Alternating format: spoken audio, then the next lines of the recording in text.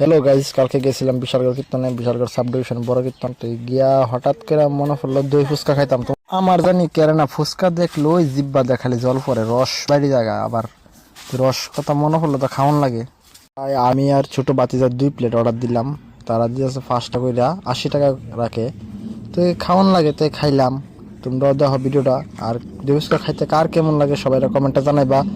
আর সবাই সাবস্ক্রাইব করতে কিন্তু বলবো না, 100 সাবস্ক্রাইব লাগবো কিন্তু বাইরে 500 সাবস্ক্রাইব বানাই দেবো, ডান করে দেবো।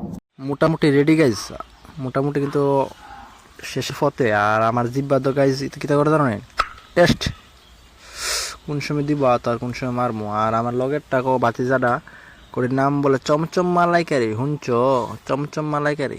কিন্তু একটা আত আইব টক কিন্তু জ্বালাইছে। আর মোটামুটি 2টা জ্বালাইলে মোটামুটি আত একটা আইফর আর খাইতে একটা টেস্টি লাগে গাইজ দিদি। আর তোমরা সবাই জানাইবা তোমরা খাইয়া কেমন লাগছে দই ফুচকা। আমার তো খুব ভালো লাগে, আমি সবসময় গেলে দই ফুচকাই খাই, এটা নর্মালি ফুচকা খাই না। আর চসটা দিলে আমার তো বহুত ভালো লাগে, মানে কিতা কইতাম সেরা সেরা গাইজ। গাইজ তোমরা কিন্তু খাও, তোমরা যদি না খাও তাহলে কিন্তু আমার কিন্তু আবার ফ্যাট বেদ না পারবো, কিন্তু ফ্যাট বেদ না আবার ডাক্তার টেয়া দিতে লাগবো। টেয়া দিলে কিন্তু তোমরা তো আমি টেয়া লয়ে যাবো, ঠিক আছে না। আর আমি খাইয়া কইতেছি যে কেমন হয়েছে, খারাপ না ভালো, কিন্তু হাতও কমপ্লিট।